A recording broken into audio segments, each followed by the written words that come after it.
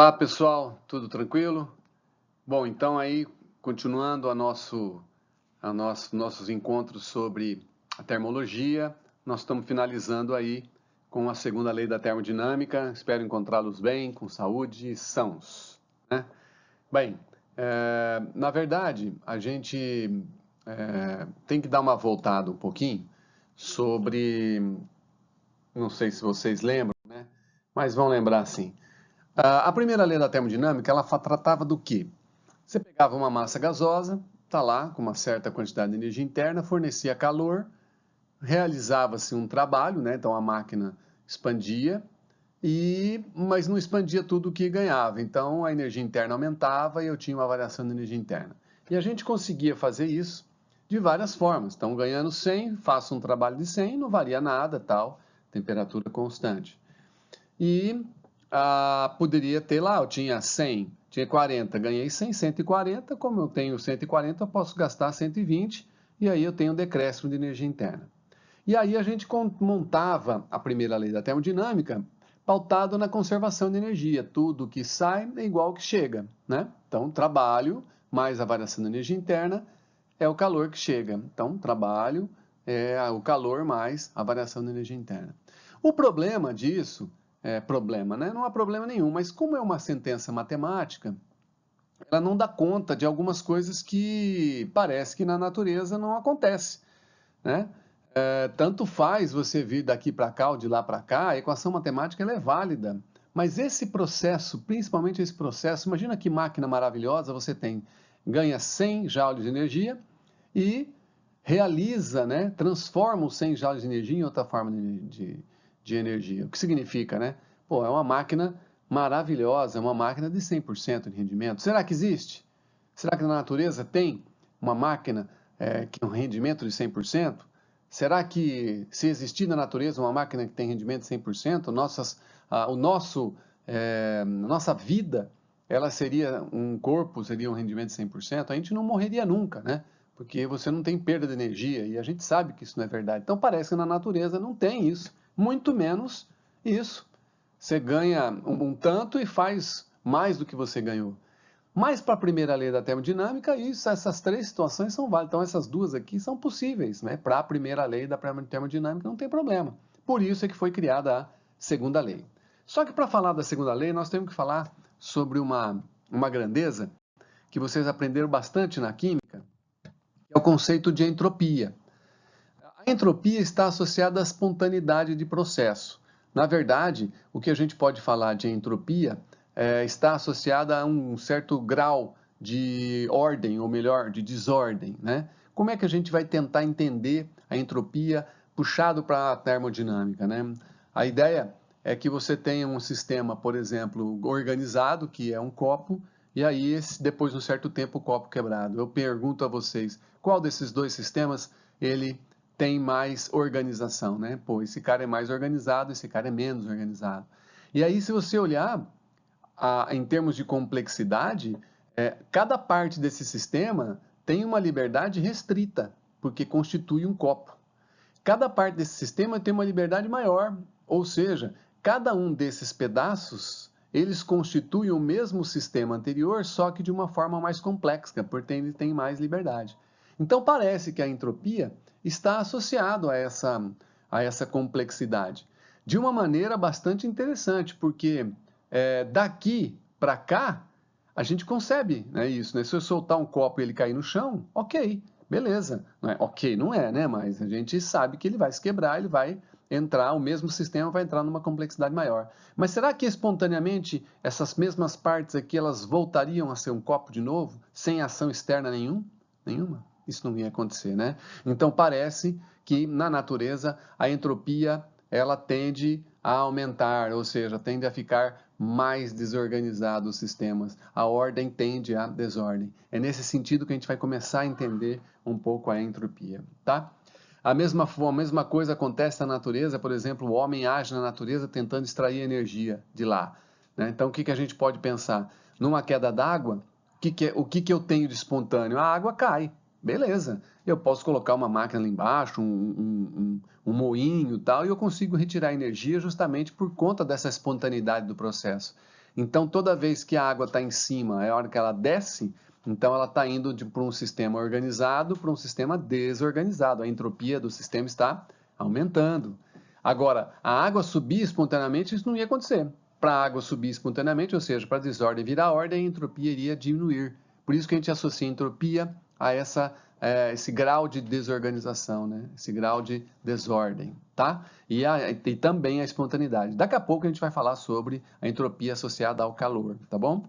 Bom, beleza, tá aí, ó. A água descendo, ela fica, olha, cada gotícula d'água organizadinha só tem um sentido, né, para ir, que é o descer. Aqui ela tem vários sentidos para ela ir e tal, bonitinho. Então ela tende a uma complexidade maior, né? Mais estável, claro, mas uma complexidade maior. Menos estável, então a tendência disso aqui é cair, né? Então é um sistema instável, isso aqui é estável, tá? Então a nossa entropia está associada a isso. Então, só para lembrar, a entropia é associada a um grau de desorganização que está associado a um grau de complexidade. O que a gente pode dizer? Quanto maior a desorganização, maior a entropia do sistema. Se um sistema espontâneo vai da ordem para a desordem, então o sistema tende a aumentar sua entropia, tá? A gente vai ver isso com mais calma aí.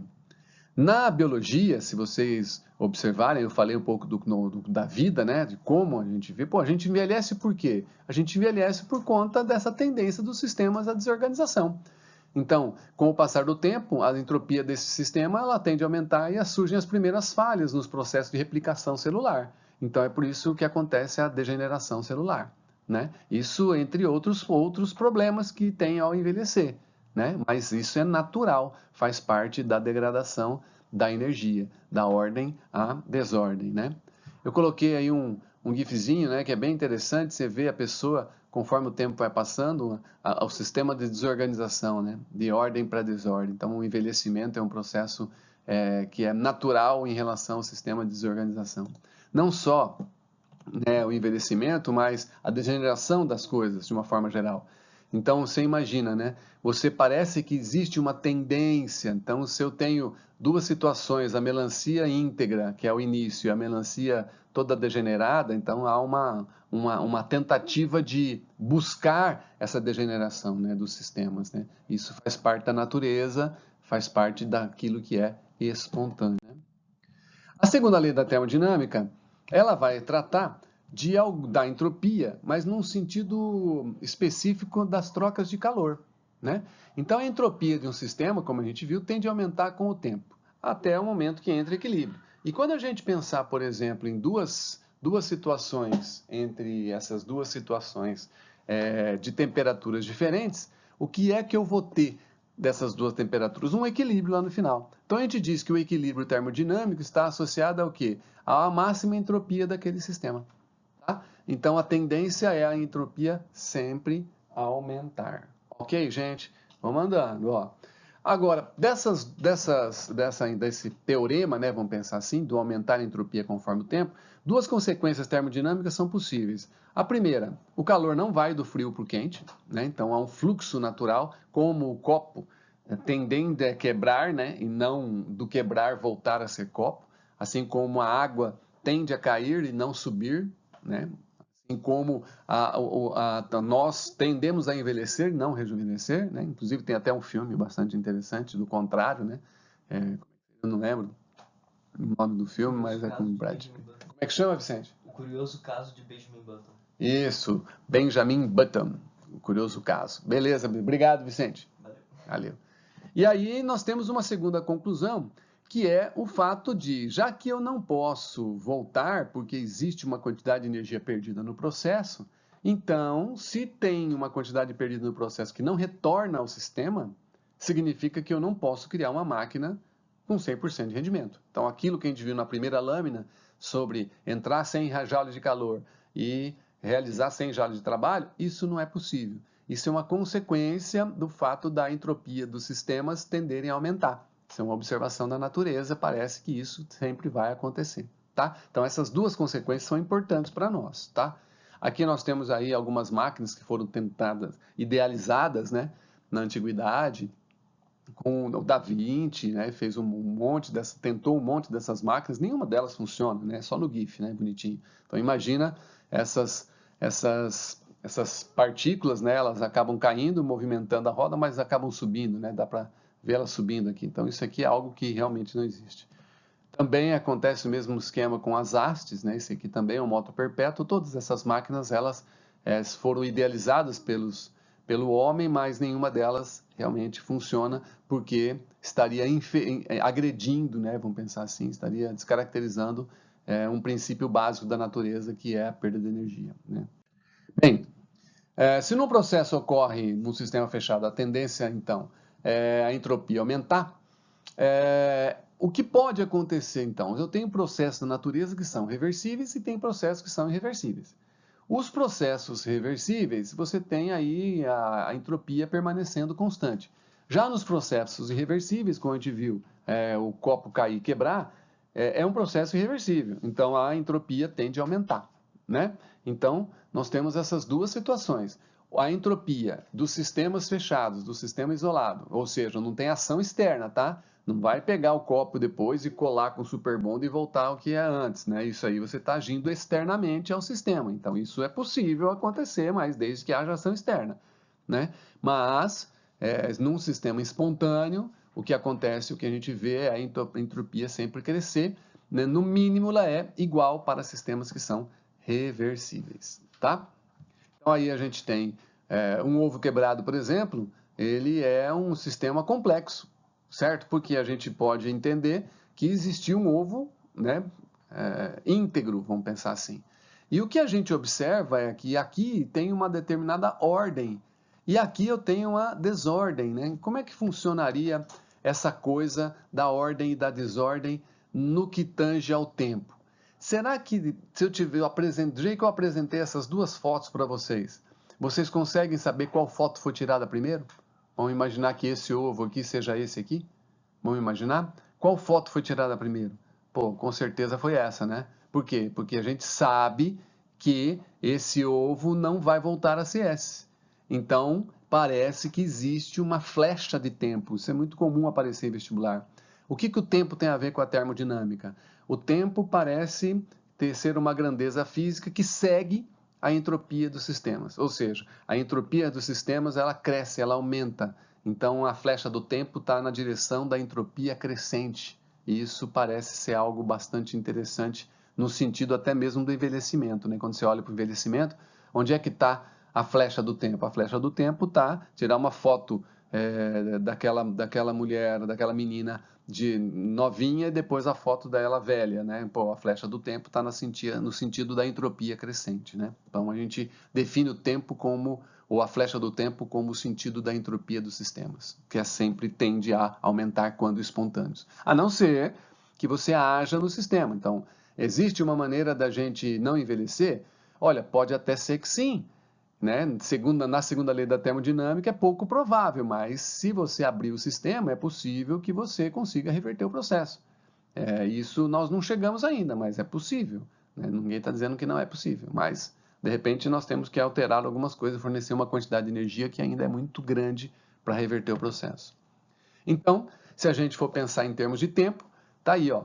Eu coloquei esse gifzinho da ampulheta. Observe só, para que a ampulheta volte a funcionar, tem que ter uma ação externa. Alguém tem que estar virando ela aqui, ó, né? Alguém vai virar ela lá. Alguém tem que estar virando ela aqui, ó.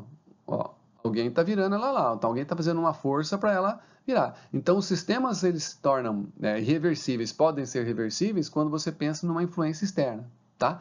De qualquer forma, voltando às fotos aqui, o que a gente tem, ordem e desordem, existe um fluxo temporal. Então, a seta de tempo, ela vai da ordem para a desordem. Então, essa foto foi tirada primeiro, essa foto foi tirada depois. O contrário não. O contrário não é permitido.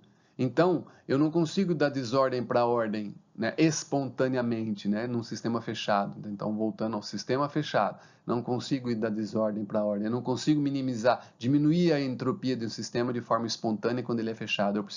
Eu posso até fazer isso, mas eu tenho que fornecer energia para o sistema. E uma definição bastante interessante acerca do universo é essa que eu coloquei.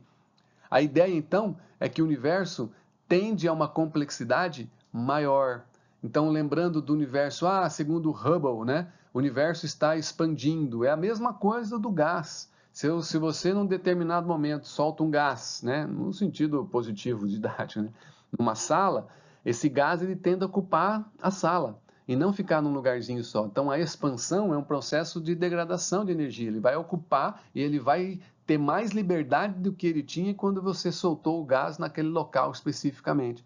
Então, esse gás ele tende a ampliar sua complexidade, tal qual o universo. Então, a tendência do universo é caminhar para uma entropia maior, para uma desorganização maior, né? E aí é que entra a história. No passado distante, eles foram mais aglutinados, ou seja, as galáxias, né? A nossa percepção de tempo é resultado da lei que determina um crescimento irreversível da complexidade. Né? Então, é algo que a gente, por enquanto, como físicos, embora o pessoal da quântica esteja trabalhando num processo de reverter isso aí, mas ainda existe uma observação da natureza que ainda é válida, ou seja, o tempo é a flecha que determina o crescimento irreversível da complexidade, né, dos sistemas. Aqui eu tenho de novo, né, para representar essa coisa da irreversibilidade, eu tenho uma quantidade de bolinhas vermelhas, uma quantidade de bolinhas amarelas, eu coloco num recipiente uma quantidade, delicadamente as vermelhas em cima e vou misturar. Se eu misturo, eu viro isso. Qual é a chance de eu continuar misturando e ele retornar isso?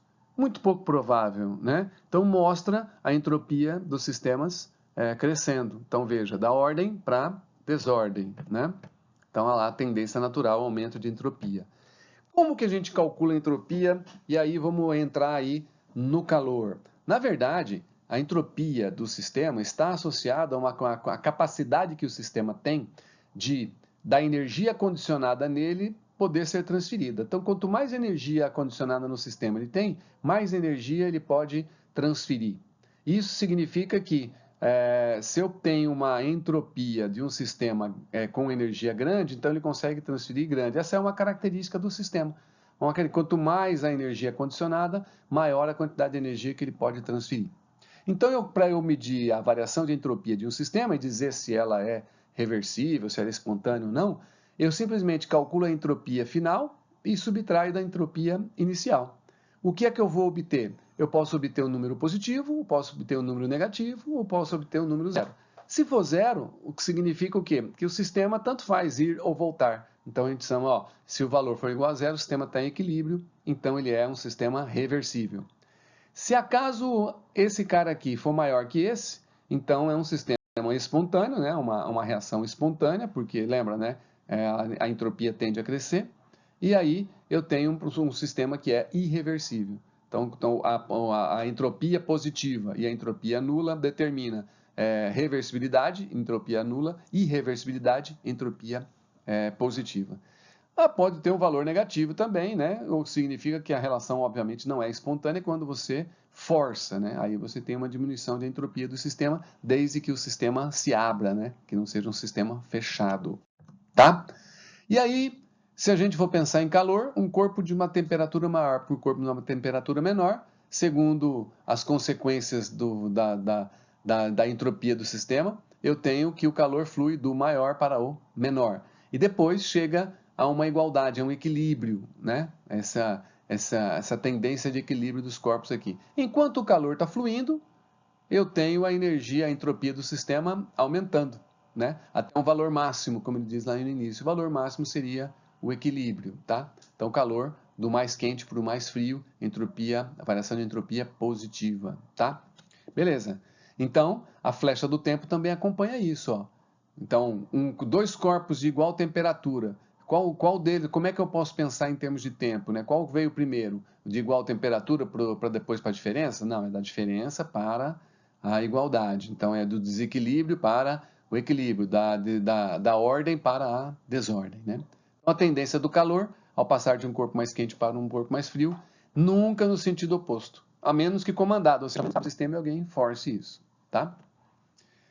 De novo, então, a maneira da gente calcular a variação de entropia, então está associada a essa variação da quantidade de calor, né? Então, você tem uma temperatura, e para você determinar a variação de entropia, a mesma temperatura, quanto maior for a variação de calor que ele consegue produzir, maior é a variação de entropia do sistema. É bem interessante essa sentença para a gente determinar a espontaneidade, né? Como a gente viu. O enunciado de Clausius para a segunda lei da termodinâmica, que é o que a gente vai começar a ver, diz exatamente aquilo que a gente viu no início, que é uma das consequências do aumento da entropia. O calor não pode fluir de forma espontânea, como a gente disse, por isso que vem a espontaneidade no conceito de entropia, do corpo de menor temperatura para o outro. Esse é o enunciado de Rudolf Clausius para a segunda lei da termodinâmica.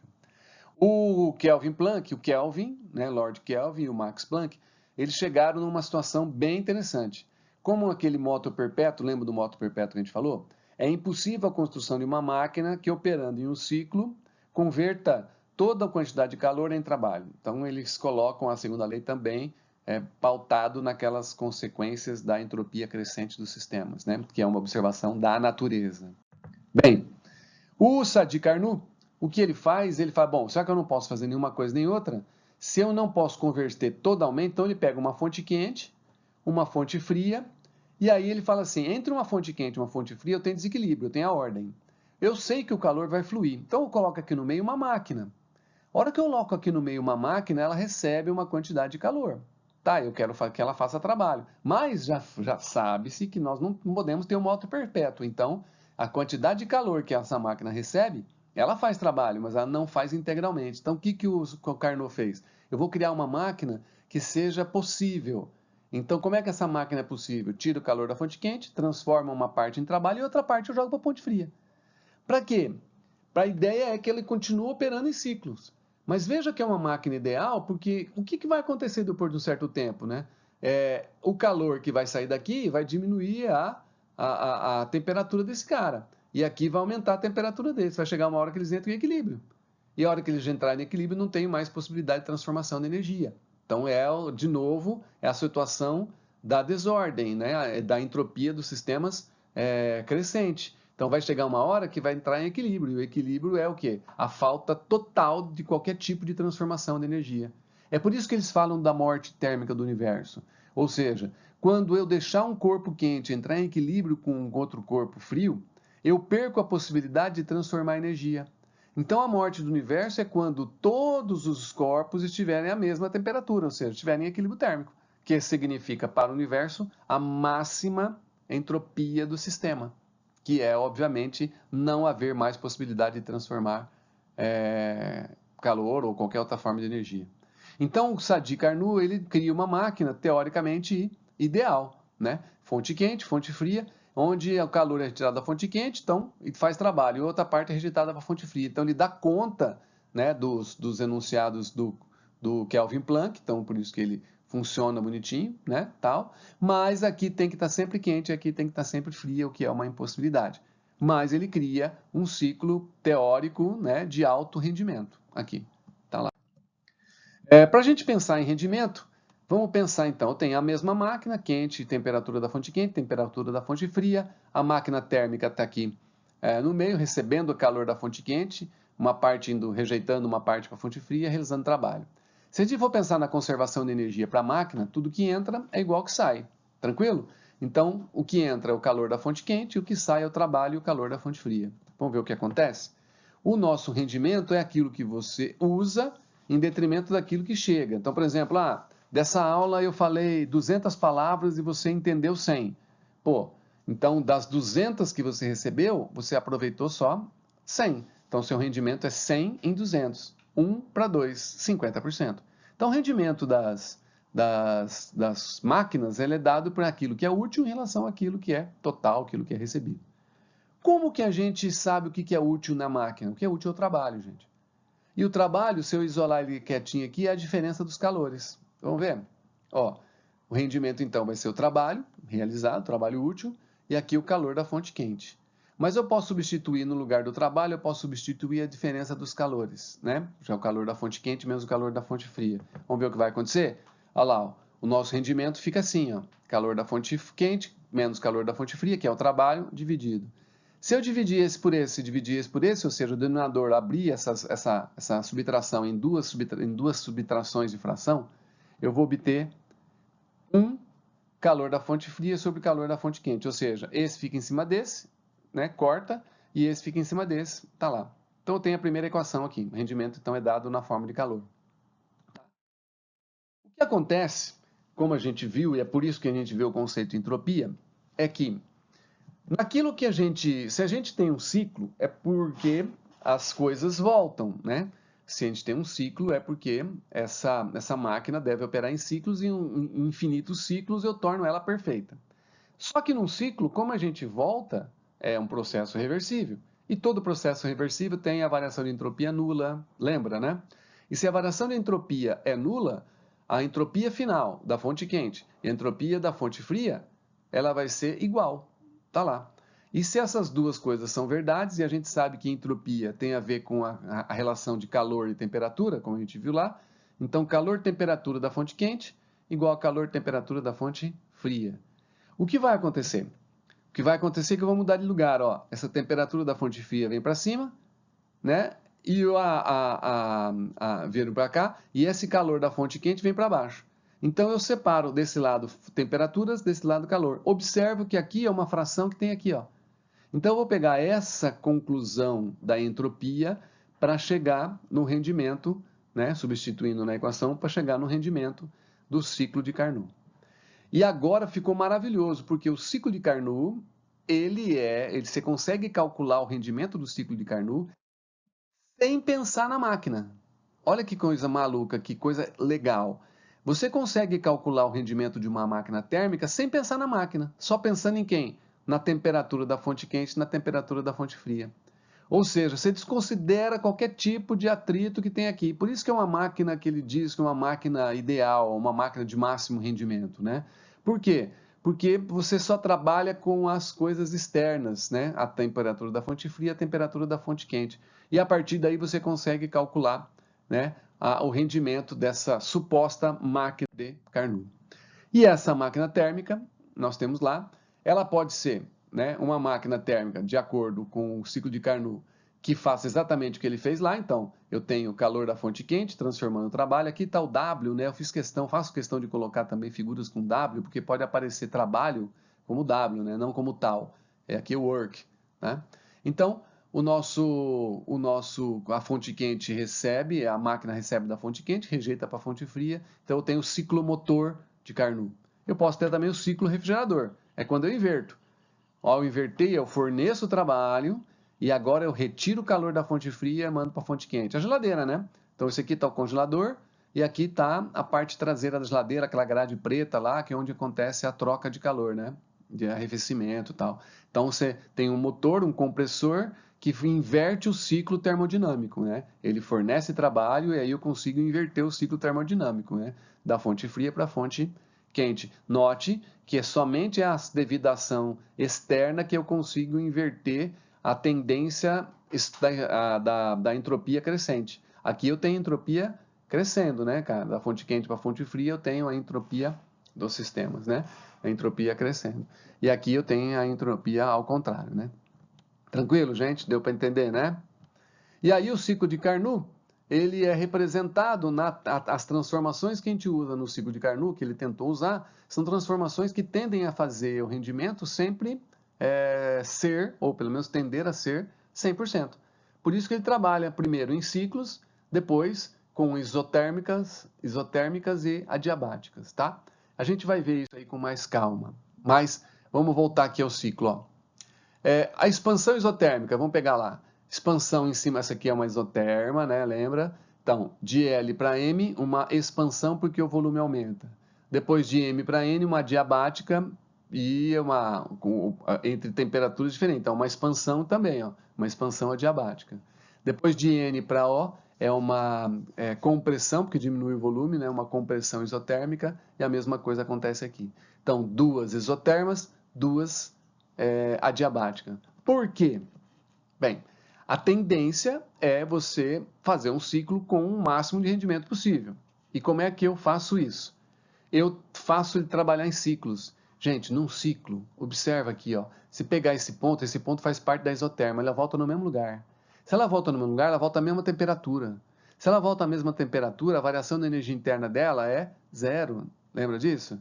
E agora, pensa, se a primeira lei da termodinâmica está dizendo que calor é trabalho mais variação da energia interna, e a variação da energia interna é zero, todo calor é transformado em trabalho. Pô, se todo calor é transformado em trabalho, rendimento 100%, né? Então, quando eu faço a máquina de Carnot, por isso que ele fala, operando em ciclos, ela operar em ciclos, então eu estou fazendo com que o rendimento tenda a 100%. Beleza, mas e o que mais ela tem de interessante? Duas isotermas. O que é isoterma? Isoterma tem variação de energia interna nula também, uma característica das isotermas. Calor vai ser igual ao trabalho, tende a ser 100% também. E as adiabáticas? As adiabáticas não trocam calor com o meio. Se não troca calor com o meio, a máquina não perde. Se a máquina não perde, então está tudo sendo transformado ali dentro. Então tende a ser 100%. Então a ideia é que o ciclo de Carnot é o ciclo de máximo rendimento, embora ele nunca chegará a 100%. Lembra disso, mas é o ciclo de máximo rendimento que tende a ser 100%. Tá? Vou fazer um exemplozinho básico aí. Qual o rendimento máximo de um máximo teórico, né? Os caras inventaram o ciclo de Carnot para eles terem uma ideia sobre como que seria um rendimento de uma máquina térmica só se eu pensar nas temperaturas de quente e frio. Só para ter uma ideia, né, de qual é o valor máximo disso aí. Embora seja uma máquina ideal, nenhuma máquina real terá o rendimento associado, específico. Né? Por quê? Porque quando você pensa no ciclo de Carnot, só pensa na fonte quente, na fonte fria, você não pensa na máquina. Tá? Então, qual é o máximo teórico dessa máquina a vapor? Aqui tem a temperatura da fonte quente 560, da fonte fria 200. Ah, então eu vou usar 560 e 200? Não pode. Lembra, ó, você tem que transformar em Kelvin em Kelvin. Beleza, gente? Tá? Então, transformou isso aqui em Kelvin, aí você tem o rendimento dessa máquina. Para essas temperaturas, é o maior rendimento possível. Então, veja, se eu tiver essas duas temperaturas, o maior rendimento possível de uma máquina instalada entre essas duas temperaturas, essas duas fontes, vai ser de 43,2%. E se acaso você tivesse uma máquina real colocada ali dentro, e você descobrisse que essa máquina real tem um rendimento de 40% do ciclo de Carnot. Se essa máquina recebesse 1000 joules, quanto que ela produziria de energia útil? Bom, então, tá lá, né? O rendimento da máquina, então, ela tem 40% do ciclo de Carnot. Então, ela tem 40% disso, tá? E aí, o rendimento seria a energia útil pela energia total, fica fácil, né? Então, ó, 40% do ciclo de Carnot. E a energia útil que eu quero saber, os 1000 joules que ela recebe. Conclusão, a energia útil vai ser de 1172,8 joules. Gente, muito cuidado com relação a rendimento de máquina térmica. Lembre-se que as máquinas reais têm sempre um percentual do ciclo de Carnot, tá? Que seria o máximo rendimento possível, que nunca vai ser 100%. Ok? Tranquilinho? Bom, uma coisa que também aparece bastante em vestibular são os ciclos termodinâmicos, né? Ciclo Rankine, ciclo Diesel, ciclo Otto. E o que a gente tem visto bastante é o ciclo Otto motor 4 tempos. É uma máquina térmica também, só que com um ciclo um pouquinho diferente. E normalmente esse ciclo ele é dado através de tempos termodinâmicos, né? Então você tem expansão aqui, uma expansão isobárica, depois você tem uma compressão adiabática, depois você tem um aumento de pressão que é praticamente isovolumétrico. Então, isso aqui vai conter os tempos termodinâmicos do ciclo Otto. Vamos ver esses tempos? Ó, colocar ali, ó. Primeiro tempo, admissão. O que é essa coisa da admissão? Coloquei uma figurinha para a gente entender, ó. Aqui em cima são as válvulas, né, que vão determinar o que entra e o que sai. Tá vendo que esse cilindro aqui ele vai baixar? A hora que ele abaixa, ele admite misturar combustível aqui, ó. Tá? Ó, ele vai abrir de novo, ó, vai abrir, ele admite e tal. Então, essa aqui é uma admissão. O que é essa admissão? Essa admissão ela está aumentando o volume, ó, aumentou o volume, ó, aumentou o volume, ó, tá, aumentou o volume, ó, admitiu. Então, a admissão é quando ele aumenta o volume. Ele aumenta o volume praticamente a pressão constante, porque aliviou toda a pressão, não tem quase nada aqui dentro, né? Então, você tem a pressão constante. Depois, o que ela faz? Ele sobe e ele vai comprimir, ó. Ó, quer ver? Agora ele vai expandir. Agora, ó, admitiu, comprimiu. Comprimiu esse aqui, ó. Aí ele comprime até 1,2 e a hora que ele chegar próximo ali em cima, praticamente sem nada, o que acontece? Você vai comprimindo e ao comprimir uma massa gasosa, ela acaba esquentando. E ao esquentar, a pressão sobe sem praticamente você ter a variação de volume. Então, admissão, a compressão, o aumento de pressão lá no final, no trecho lá que a gente chama de ponto morto superior, aqui em cima, como ó, vai subiu, esquentou. E aí, a hora que ele esquenta, ele tem um aumento drástico na pressão sem praticamente ter variação de volume.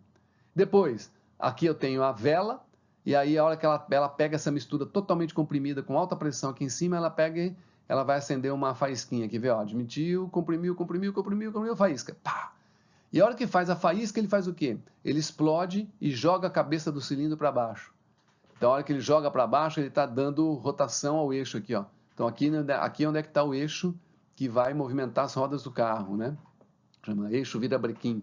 Então, ele explode, então ele tem um aumento drástico, né, de volume e joga. Então, aqui, efetivamente, a hora que você joga o cilindro para baixo, ele joga lá bonitinho. Então, ó, admitiu, explodiu, jogou. Tá lá. Aí o que vai acontecer? Lá no finalzinho ele joga para baixo e no final, no ponto morto inferior aqui, ele, como toda a quantidade, a válvula que abre aqui do escape, ela vai abrir, ó, abriu. A hora que ela abre, você tem um alívio de pressão, praticamente sem alteração do volume. E aí ele faz de novo uma diminuição de volume, quer ver, ó, aqui no finalzinho, ó, admitiu, voltou, agora, ó, vai diminuir o volume e vai escapar. Ó, vai diminuir o volume e vai escapar. Então, você tem os tempos, admissão, compressão, explosão e o escape. Fica aí com carinho, assista de novo, tá? Eu sei que é rápido, mas é bem interessante isso, ó. Admissão, compressão, explosão, escape. Então, dá para ver certinho, ó, de novo. Admissão, compressão, explosão, e aí ele vem e joga os gases para fora. Tranquilo? Belezinha? Tranquilo? Bom, esse é o motor 4 tempos. Às vezes aparece o motor 2 tempos. O motor 2 tempos, antigamente tinha muita moto assim e tal, que aparecia motor 2 tempos, né? O motor 2 tempos, ele faz 2 tempos em um.